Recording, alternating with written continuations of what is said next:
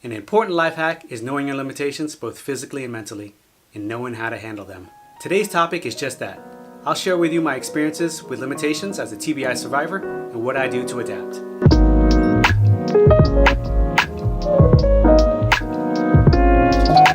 Hi guys, it's Mish. It's Kim. From mishandkim.com, where we try to raise TBI awareness one post at a time through life experiences, life tips, product reviews, you name it.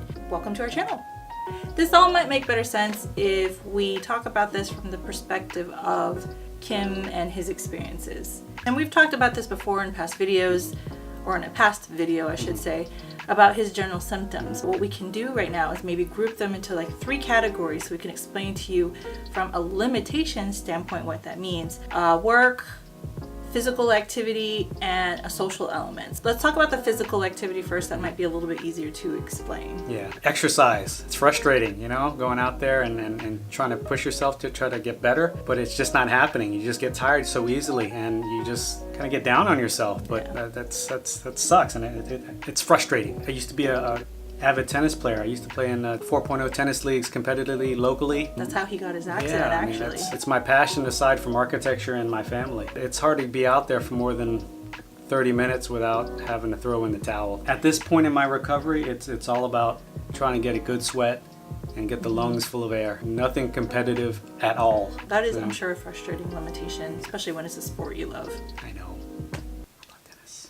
So that's the physical realm. Let's talk about the limitations that Kim has from a work perspective. One is travel. As an architect, you travel to job sites, both locally and around the country sometimes. But with travel, I can only drive about an hour and a half to the site, because that means it's another hour and a half back home. My longest is around an hour or an hour and a half to a job site. Anything more than that, I need a wingman. And I've been his wingman. We have a video on that where we've been to a Richmond trip together. Another one is my typical work day is my eyes. I can't read or look at the screen for a very long time. It has to do, I believe, with my binocular dysfunction, which hopefully I'll get to set up my vision therapy here shortly, that you guys know what it's about. It's tough to sit there for more than 30, 40 minutes and just read, because my eyes start to strain. It starts to wreak havoc on my brain. And I would imagine that's probably from both looking at a computer as well as reading paper, as well as reading books. I do have an app on my computer that reminds me to take a break every 30 minutes. 30 to 45. I think you set the time. Another thing with your work, and I know sometimes, it kind of traverses between work and even home, or when we're doing these videos and you may not see it because of the editing that's being done, but when you're tired or overwhelmed, getting the right words out, always tired, always stuttering. After the weekend, I'm a little kind of recharged. Monday, Tuesday, Wednesday, talking really well at work. Come Thursday, Friday, I'm a mess. So that's when I have to talk slower. And remembering things. When I had my concussion, I had to learn how to find a way to be more efficient when I'm working. And one of the things that I had to do is lists upon lists upon lists in sticky notes. I sort of shared that technique with him when he had to get back to work. Utilizing the brain power to try and remember things can be often difficult at times. When you create a list, a sticky note, or even have like a dry erase board, it's actually quite helpful, because then in your brain you only have to think to remember to look at your list. Yeah, you take away that energy you need to remember that and store it away and focus it on something else. Okay, now, and then from a social aspect, always a touchy subject because it involves relationships. Social gatherings, parties, they're tough. They're just too loud. If you don't know where to go, if you don't have a quiet place, it's tough just to manage. Too many people in general. The sensory overload. Overstimulation. And the anxiety. If you don't know where you're going or what it's going to be like around there, and again, where to find a quiet place, it's a little nerve-wracking. If you don't know. And now you know. Anxiety can get a little bit overwhelming, so there is a limitation there where you have to decide what you can and cannot go to, and what's appropriate and what's not. We should probably note how long it took for Kim to realize that he had limitations. I would say personally it was pretty immediate from when he had his head injury, and he doesn't remember any of the month-long visit in the hospital. It was such a question mark as he was recovering from the head injury immediately, so we never knew at what state he would be for how long. From the very beginning, he had trouble trying to eat, he had trouble trying to talk, he had trouble trying to breathe. It was pretty immediate to see that he did have several limitations. There was no way that he could have gone to work right away from being discharged in the hospital. As soon as I got released from the hospital and we had to go to the local pharmacy and out into the real world, with the lights and just walking in there, it was just tough. After that, staying at home, physical therapy, speech, occupational, all that stuff, got my stamina up a little bit. But the big thing is when I got back to work, it was a real test of my limitations when I went back to work. I think he thought he was more ready than he actually was ready. The realization set in like, oh. You never know how stressful your job is. Until your capabilities are taken away from you. Yeah. Simple things such as sitting in front of your computer for a long, long time. Just the work and the focus, 8 hours a day, was just Intense. taxing. My limitations were much worse in the beginning, of course, but with all the therapy and at-home exercises, it slowly got better, but it's sort of plateaued a little bit, but the trend is still upwards. It's a tough uphill battle. The key really is to try and stay ahead of all the craziness before you get to a point of no return. What are the signs that basically say I'm close to hitting my limit or I have hit my limit? Irritability. Irritability is definitely a big one. I get irritable and I let her know. I let everybody know. And she lets me know that I'm being irritable. And then it makes me irritable. So everybody's irritable all the And way she around. sends me to my room to sleep. Go to your room, take a nap. Another one is focus. I can't focus for very long. Give me a task. And another one is I begin to zone out. Sometimes when it's just too much, I'll just sit there. I'll try to focus on myself and just not care about anything around me. Yeah, it's like the mind decides to go real simple, where it doesn't want to process anything else but what he decides he wants to process. One-track mind, don't bother me, I'm just doing this right now. I can't hear you, I'm not listening, nothing else matters. It's great. Now, once we began to realize what his limitations were and we were recognizing it, we had to think about next steps. How do we handle it? And one of the big things that is probably the toughest for anyone is communicating, hey, I have limitations. I mean, who wants to say that?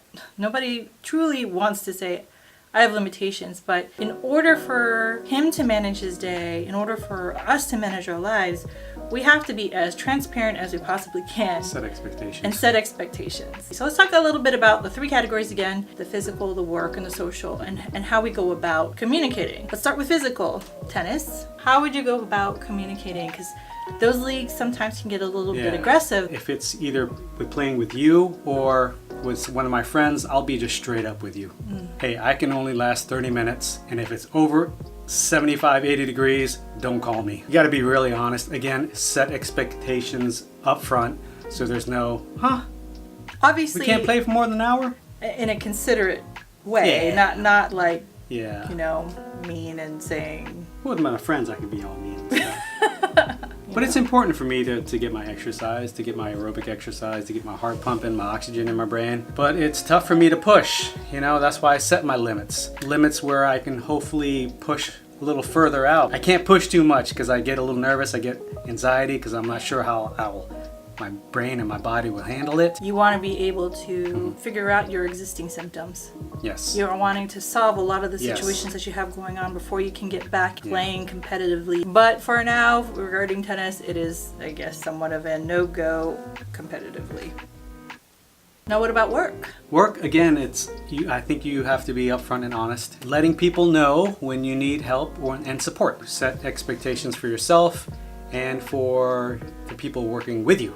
It would be sort of wrong to, not set the expectations, but also kind of lead people falsely into thinking that you could do way more than you think you can do. I mean, it's kind of unfair to yourself and for the people around you. And on the other flip side of that, the clients that you're supporting, no matter what you're doing, it could be a customer or a client, they probably, one, are unaware of what limitations you have and all they care about is the bottom line, you need to find a way to get the job done, which would likely mean getting that support that you need from other coworkers and friends. I'm fortunate to be working with a great group of people. They're family. They're family. From the bottom to the top. Yeah. If given a task, know the parameters, know the due dates, and ask for support when you need it.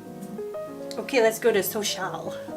So from the social standpoint, how do you communicate your limitations? Close family friends, I'll be straight up. I don't want to go, or if I go, I'm going to be there for only a certain amount of time, and then leave.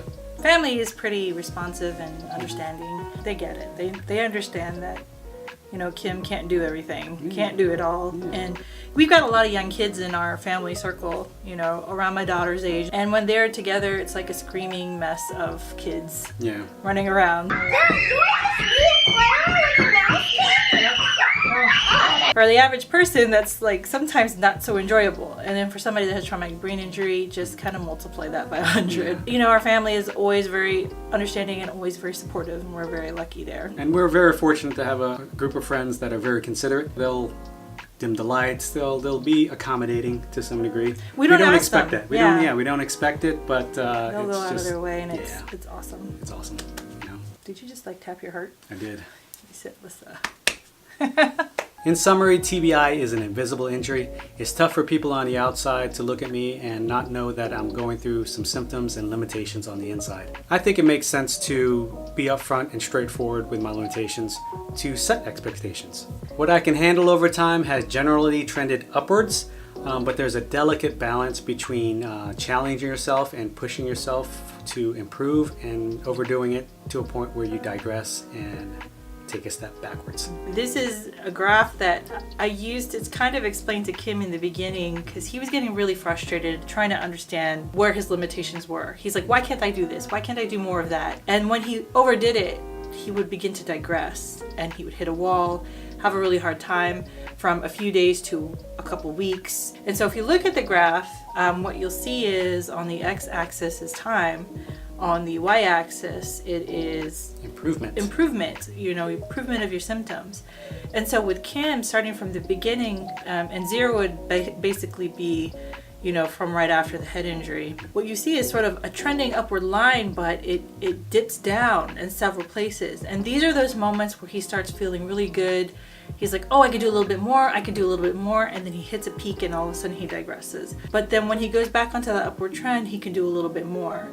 So, as he said, there is a bit of a delicate balance of how far do I push myself, or how much am I willing to take as far as either digression or fatigue to know that maybe I will get better. That's sort of what this graph is, and I had to use that to explain to him, you are improving. You know, you don't feel like you're not improving at all. You have improved in some of your symptoms, and we've kind of generally plateaued a little bit at this moment, but I think this is where finding alternative solutions and alternative methods to help with his symptoms kind of comes into play. The whole thinking outside of the box. Anyway, hope you enjoyed our little graph there.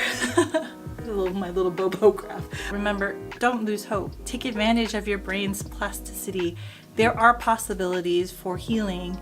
It's just finding the right methods. You need to understand where your limitations lie. Figure out what those are, understand them, don't forget to communicate them. And acknowledge them. Know that you have them. That was probably a big key towards his recovery, understanding that he had them. So for all you TBI survivors out there, stay positive, don't give up. You are not alone. We're all in this together. Learn and love, and we'll see you at the next video. Peace.